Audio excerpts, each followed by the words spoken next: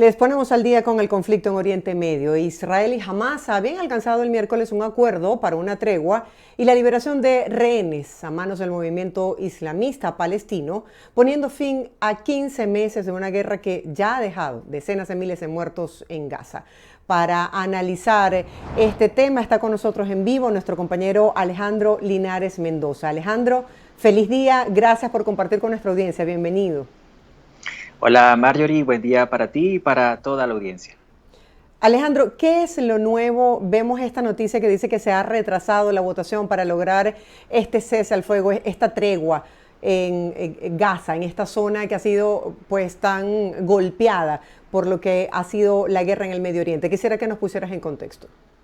Sí, lo que sucede es que a pesar de que el acuerdo fue negociado por ambas partes, es decir, por Israel y por el grupo terrorista islámico Hamás, con la intermediación de Qatar, de Egipto y de Estados Unidos, su entrada en vigor, al menos por el lado israelí, también depende de la aprobación del primer ministro Benjamín Netanyahu y de su gabinete de guerra. Y es justamente eso lo que se espera y lo que de alguna manera ha retrasado la aprobación.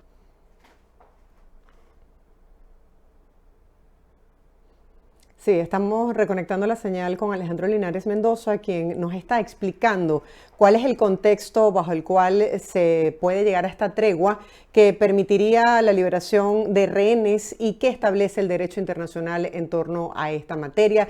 ¿Qué es lo nuevo que se sabe en torno a estas negociaciones, a este proceso de votación? Pues Israel y Hamás llegaron a este acuerdo que pondrá en pausa la guerra en Gaza y permitirá la liberación de rehenes israelíes retenidos en este enclave y de los palestinos detenidos por Israel. Para ponernos en contexto, ya está con nosotros Alejandro Linares. Alejandro, te escuchamos. Sí, decía hace un momento, hace unos minutos, que este alto al fuego entre Israel y Hamás, o acuerdo de alto al fuego, si bien ha sido mediado por Estados Unidos, por Egipto y por Qatar, y si bien cuenta con la aprobación de las partes, es decir, del Estado de Israel y del grupo extremista islámico Hamás, tiene que contar con la venia, tiene que contar con la aprobación del primer ministro Benjamín Netanyahu y también del gabinete de guerra que fue creado a propósito del conflicto entre israelíes y Hamás.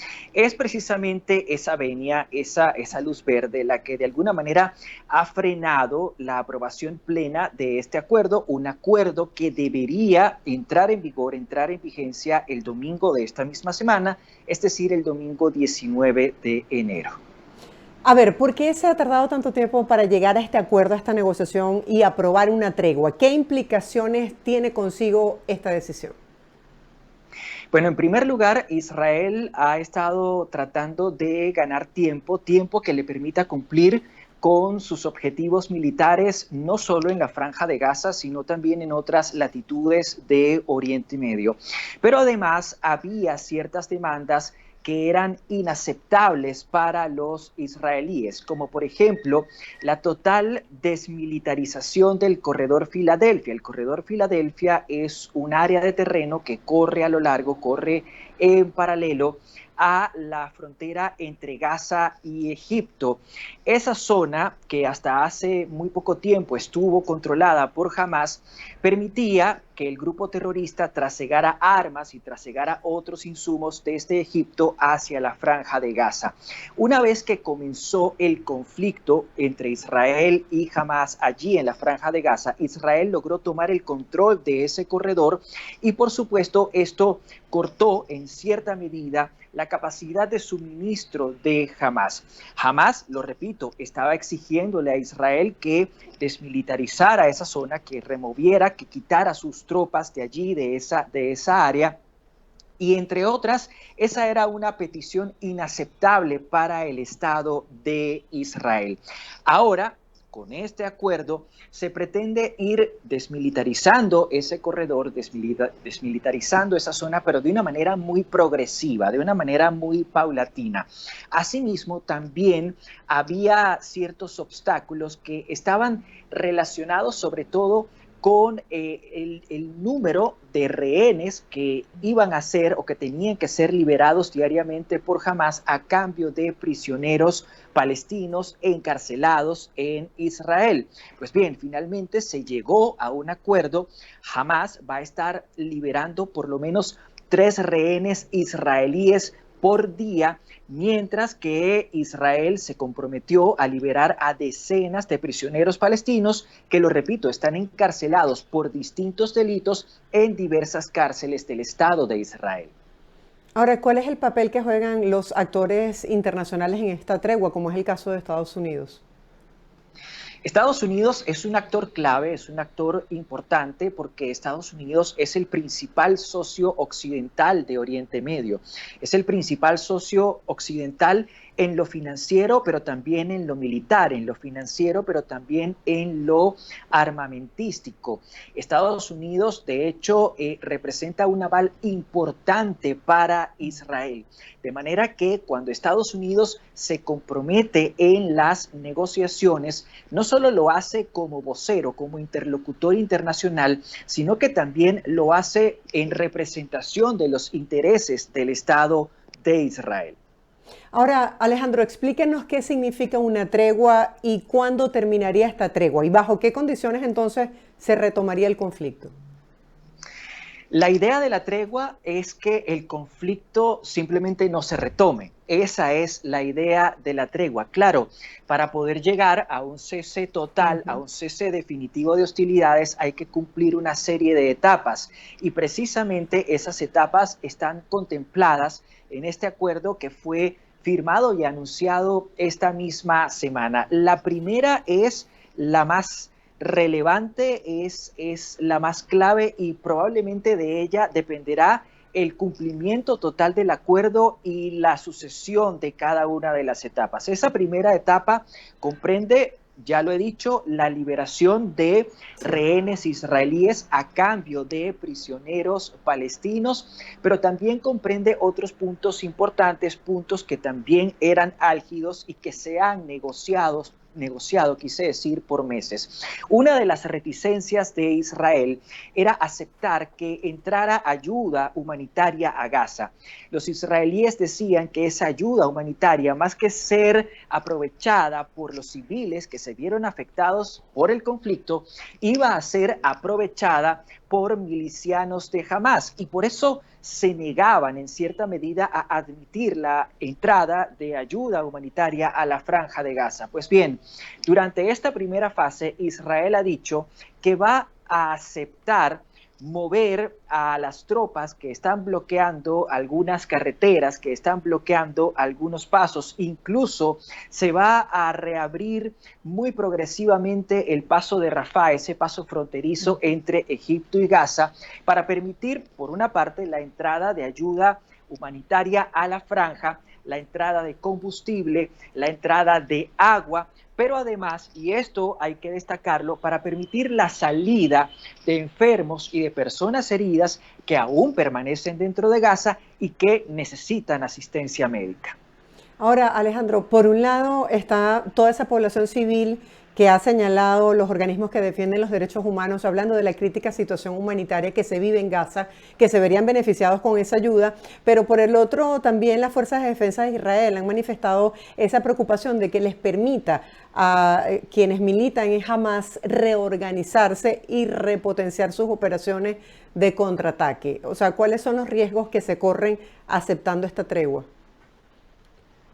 Bueno, evidentemente el riesgo de que Hamás pueda reorganizarse, reagruparse y contraatacar siempre está allí latente. Sin embargo, para eso también existe la veeduría.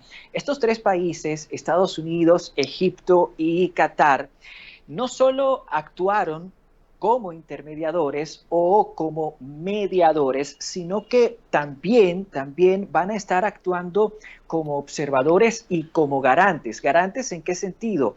Garantes de que Israel cumpla con su parte del trato, pero también como garantes de que jamás cumpla con esa parte del trato que no solo implicaría liberar a los rehenes israelíes, sino también no volver al conflicto armado. Además, hay que tomar en consideración que los golpes que ha recibido Hamás durante los últimos 15 meses de conflicto han sido tan fuertes, tan intensos, tan bien asestados, que Hamás al día de hoy está prácticamente descabezada. Entonces, es una milicia, es una organización extremista islámica que al día de hoy está descabezada, que al día de hoy está desagrupada, que además no tiene esa cantidad de recursos que llegó a tener en un comienzo, por ejemplo, cuando inició todo el conflicto, y esto implica que Hamás está debilitada, está diezmada, y que si pretende volver a ser una organización armada que quiera hacerle frente o hacerle la lucha a Israel, esa posibilidad le va a tomar tiempo. Alejandro, me gustaría hacer la transición para otro tema que también está en el tapete y que ha generado sobre todo muchas reacciones y polémicas, posiciones encontradas. Tiene que ver con esta decisión del gobierno actual de los Estados Unidos de quitar de esta lista de patrocinadores del terrorismo a Cuba. Ayer veíamos imágenes de presos políticos que habían sido liberados, que se estaban reencontrando con sus familiares, pero esto también ha despertado la molestia y la incomodidad, sobre todo de la diáspora cubana que reside aquí en Estados Unidos, porque considera que no ha sido una medida que se corresponde con lo que ha pasado y con lo terrible de lo que ellos han vivido en cuanto a la dictadura en ese país. ¿Qué representa para Cuba que lo saquen de esta lista? Bueno, para Cuba representa un alivio. Representa un alivio de la presión internacional, particularmente de la presión que ejerce Estados Unidos sobre la dictadura cubana. ¿Y por qué un alivio? Porque al ser removida de la lista de países que patrocinan o que promocionan el terrorismo, la isla, Cuba, va a poder acceder, por ejemplo, a fuentes de financiamiento internacionales, fuentes de financiamiento que de alguna manera le permitirían obtener liquidez que necesita, porque Cuba está atravesando por una crisis no solo de orden político, también una crisis de orden energético importante. En Cuba los apagones, sobre todo hacia el año pasado, eran prácticamente inhumanos. Cuba necesita dinero, necesita capital para de alguna manera reparar y reflotar toda su infraestructura eléctrica, pero además Cuba necesita, por ejemplo, dinero para comprar combustible y para importar combustible, porque en muchas zonas de Cuba la electricidad depende de las plantas generadoras de electricidad que funcionan, por ejemplo, con diésel o con gasoil. Cuba, hay que decirlo, no es un país que sea una potencia energética, una potencia productora de petróleo, refinadora de combustible. Entonces, esas dos cosas, financiamiento para tener liquidez, para tener capital, para poder comprar, y luego acceso a los mercados para poder importar, le van a permitir a Cuba paliar, por ejemplo, esa crisis energética. Y eso por hablar solo de la crisis energética y no hablar de la crisis en otros sentidos, como por ejemplo en el área sanitaria o en el área de los alimentos. Ahora, esta medida podría ser revocada, por ejemplo, por el presidente electo Donald Trump una vez que asume el poder, tomando en cuenta que también tiene como secretario de Estado a Marco Rubio. Sí, claro, podría ser revocada, podría ser revocada. De hecho, Cuba se mantuvo en la lista de los países que promocionan el terrorismo desde el año 82, 1982, hasta el año 2015. Es decir, todos esos años, desde el 82 hasta 2015, Cuba estuvo incluida en esa lista. Fue retirada por primera vez, por la administración Obama, por el gobierno de Barack Obama. Y luego, años más tarde, cuando Donald Trump estaba a punto de salir de la Casa Blanca o de retirarse de la Casa Blanca hacia el final de su primer término, de su primer mandato, Trump decidió volver a incluir a la isla. Entonces, esto nos permite deducir que esta medida se trata de una decisión de índole ejecutivo que en este caso está tomando el presidente saliente de Estados Unidos, el presidente Joe Biden, y que perfectamente podría ser echada para atrás por el presidente entrante, que es el presidente Donald Trump. ¿Cuáles han sido las reacciones que ha generado esta noticia en la comunidad internacional? Bueno, las primeras reacciones se conocieron dentro de Cuba. El régimen de Miguel Díaz-Canel consideró que la medida va en la dirección correcta. Sin embargo, el régimen de Miguel Díaz-Canel sabe perfectamente que esa seña o que esa decisión puede cambiar en cualquier momento, sobre todo cuando estamos a pocos días de que Trump se juramente como el 47º presidente de Estados Unidos. También en Estados Unidos hubo reacciones el día de ayer, sobre todo representantes, voceros del Partido Republicano, entre ellos el senador Rick Scott, criticaron duramente esta decisión tomada casi que in extremis por el presidente Joe Biden, y en el resto de la comunidad internacional están vigilantes a estos pasos tomados por Estados Unidos, porque muchas veces las decisiones que son tomadas por las potencias internacionales pueden fungir como un efecto dominó o pueden derivar en un efecto dominó. ¿Qué quiero decir con esto?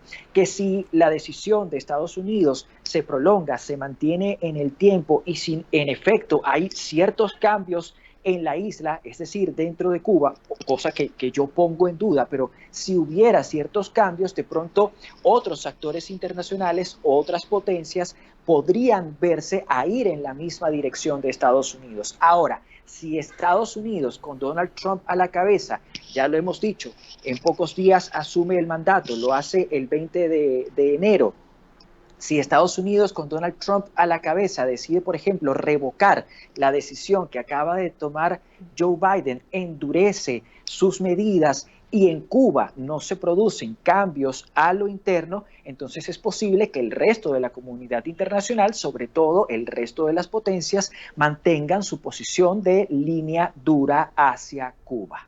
Ahora, contrasta esta situación con las liberaciones y en qué calidad quedan esos presos que han sido excarcelados, si tienen ahora un régimen de presentación, porque bueno, la gente dice, bueno, qué bien que se reencontraron con sus familias, tienen derecho a estar libres, pero bueno, ¿cuál va a ser la relación de aquí en adelante? Y mucha gente se pregunta, ¿por qué una decisión que podría generar tanta polémica, como de hecho ha ocurrido, la toma Joe Biden justo terminando su periodo de gobierno?